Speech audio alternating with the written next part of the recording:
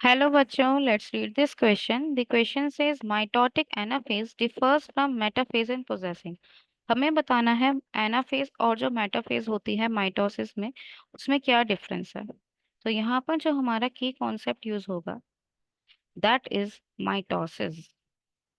Mitosis को हम equational cell division भी कहते हैं, यानी कि ये एक तरह का सेल डिवीजन है जो कि इक्वेशनल होता है। इक्वेशनल से मतलब क्या है कि यहाँ पर जो सेल्स बनेंगी, यानी कि जो डॉटर सेल्स होंगी उनकी जो प्लॉइडी है वो पेरेंट सेल्स के इक्वल ही होगी। मान के चलिए हमारी एक पेरेंट सेल है जिसको मैं पीसी से रिप्रेजेंट करी, वो डिप्लॉइड थी। और अगर वो पेरेंट सेल माइटोसिस करेगी तो उनसे जो डॉटर सेल्स बनेंगी वो भी कैसी होंगी, डिप्लॉइड ही होंगी।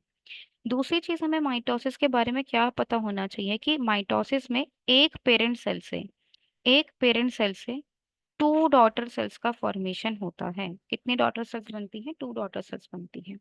जब हम माइटोसिस की बात करते हैं तो आप माइटोसिस को फोर फेजेस में डिवाइड करते हो। सबसे पहले आता है आपके पास प्रोफेज, फिर आपके पास आता है मेटाफेज, थर्ड आपके पास आता है एनाफेज, और लास्टली आपके पास आता है fourth stage that is telophase. आइए देखते हैं कि मेटाफेज और एनाफेज के दौरान क्या क्या चीजें होती है with the help of a diagram. यहाँ पर आपको दो डायग्राम्स दिख रहे होंगे। जो फर्स्ट डायग्राम है ये डिनोट कर रहा है मेटाफेज को। इसको डिनोट कर रहा है मेटाफेज को। और ये जो सेकंड डायग्राम आपको देखने को मिल रहा है ये किसका है? एनाफेज का है।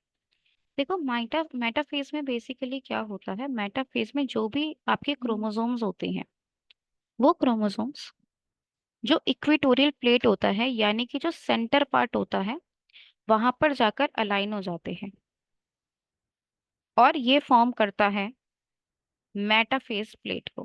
किसको फॉर्म कर रहा है? मेटाफेज, या जिसे हम मेटाफेजिक प्लेट भी कह सकते हैं। मेटाफेजिक प्लेट का फॉर्मेशन करता है। यहाँ पर जो क्रोमोसोम्स होते हैं ना, वो क्रोमोसोम्स अपनी थिकेस्ट और शॉर्टेस्ट फॉर्म में विजिबल होते हैं, जिसकी वजह से ये भी कहा जाता है कि it is the best stage to study the morphology of chromosomes. ये एक ऐसी स्टेज है जहाँ पे आप क्रोमोसोम्स की जो मॉर्फोलॉजी है उसको बेस्ट स्टडी कर सकते हो। अगर आप यहाँ पे क्रोमोसोम्स को देखो तो यहाँ पर आपको चार क्रोमोसोम्स दिखा रखे हैं। कितने क्रोमोसोम्स हैं? You have four chromosomes. और हर क्रोमोसोम के ऊपर आपको कितने क्रोमैटिड्स देखने को मिल रहे हैं? हर क्रोमोसोम, ईच क्रोमोसोम पे कितने क्रोमैटिड्स हैं? आपको यहाँ पर दो क्रोमैटिड्स देखने को मिल रहे हैं। यानी कि अगर मैं बात करूँ तो यहाँ पर आपको मेटाफेज में फोर क्रोमोसोम्स देखने को मिल रहे हैं, ठीक है। और हर क्रोमोसोम्स की कितनी क्रोमैटिड्स हैं? टू क्रोमैटिड्स हैं, यानी कि एट क्रोमैटिड्स आपको देखने को मिल रही है। अब देखो एनाफेज में क्या होता है। जब हम बात करते हैं एनाफेज की तो यहाँ पर सबसे पहले जो सेंट्रोमियर होता है ना, उस सेंट्रोमियर की स्प्लिटिंग हो जाती है। और जैसे ही सेंट्रोमियर जो कि हमारे क्रोमैटिड्स को साथ में होल्ड करके रखता है उसकी स्प्लिटिंग हो जाएगी, तो हमारी जो क्रोमैटिड्स हैं वो क्रोमैटिड्स सेपरेट हो जाएंगे। और जब क्रोमैटिड्स सेपरेट हो जाती हैं तो वो अपोजिट पोल्स की तरफ मूव करना शुरू कर देती है। They start moving towards opposite poles, ठीक है। अब देखो क्या होगा। यहाँ पर आप देख सकते हो हर एक पोल की इंडिविजुअल हम बात करें। अगर मैं ये वाला पोल कंसिडर करती हूँ तो यहाँ पर आपको कितने क्रोमोसोम्स देखने को मिल रहे हैं? One, two, three, four. यहाँ पर आपको फोर क्रोमोसोम्स देखने को मिल रहे हैं। और हर एक क्रोमोसोम की, ईच क्रोमोसोम्स के पास कितने क्रोमैटिड्स हैं? एक सिंगल क्रोमैटिड है। कितने क्रोमैटिड है? एक ही क्रोमैटिड है। यानी कि जब आप एनाफेज की बात करते हो तो इस एनाफेज में आपको चार ही क्रोमोसोम देखे होंगे।